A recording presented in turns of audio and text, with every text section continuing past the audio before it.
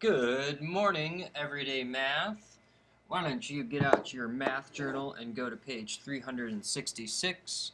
Also, while you're at it, please get out a calculator. Um, and I think that's all you need. I do not think you'll need a ruler, but just in case, have it close by maybe.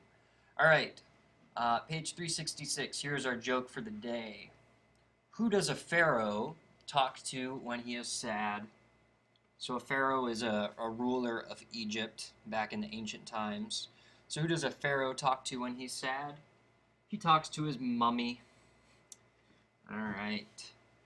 So today, our last section, before we do a review day and then a test, is talking about finding similar, the change. All right, I'm just going to say it how it says here. Similar figures and the size change factor.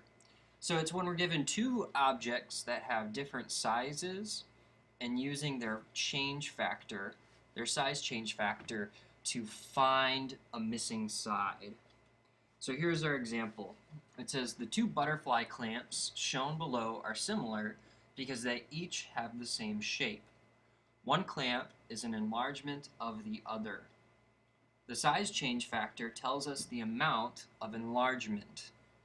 So for example, if we were going to find two similar sides, for example 29 and 42, we would say that we would do 29 divided by 42, and that would be like the factor, whatever that number is that the smaller one would be that size. So if I were going to do 29 divided by 42, I get 0.69. So I would say that the smaller butterfly clamp is 0.69 the size of the larger clamp. But what we're using is excuse me, this information. So I want to do it the other way around. I want to take that back. We're going to do 42 divided by 29. 42 divided by 29. So larger object divided by the smaller object. And we get about 1.44, 1.45. So we can increase that to 1.5. So the size change factor. This means when we take two similar sides and we're dividing them, the larger by the smaller. So we could find the same. Can we? No. Those are our only two common sides. So it's about 1.5. That is our factor. Okay? So now we need to find the length of side A. First in millimeters and then in centimeters. So the units they gave us here are in millimeters. And so what we have to do is create a ratio to find our missing side. So we're going to use the two sides that we definitely know. We know that 29 equals 42.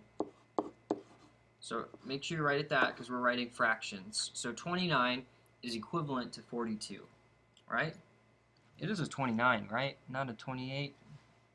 It is 28. My apologies. It's a little bit shady on my screen.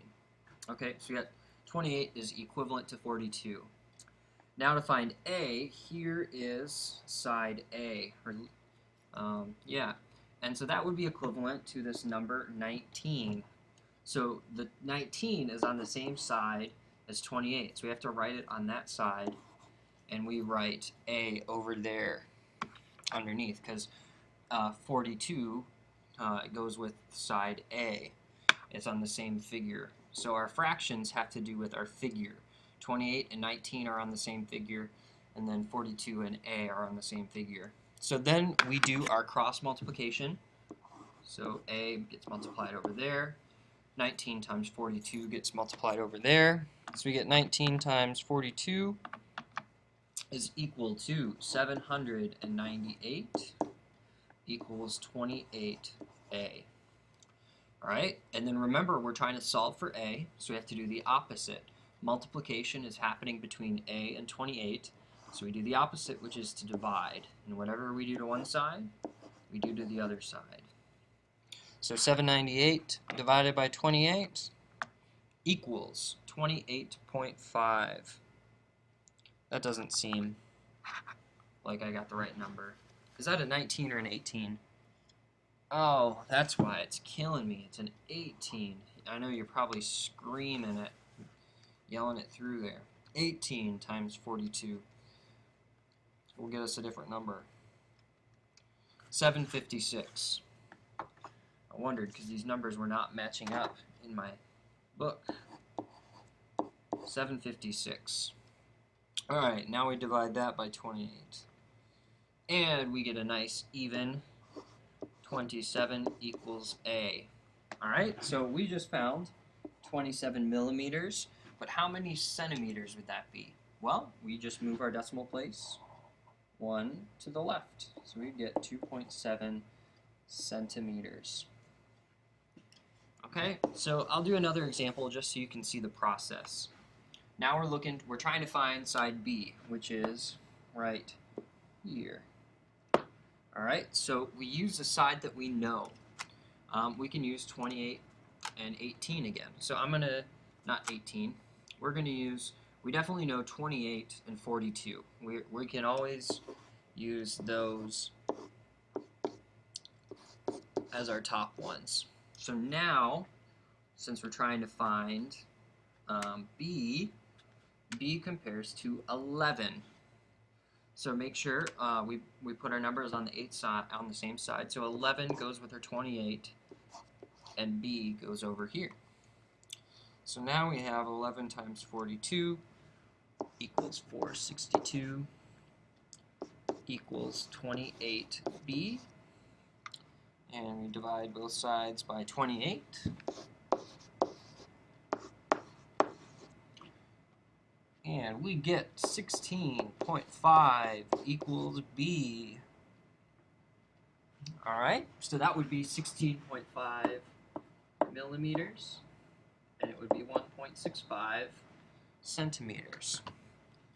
So remember, our process is using sides that we know to find a missing variable.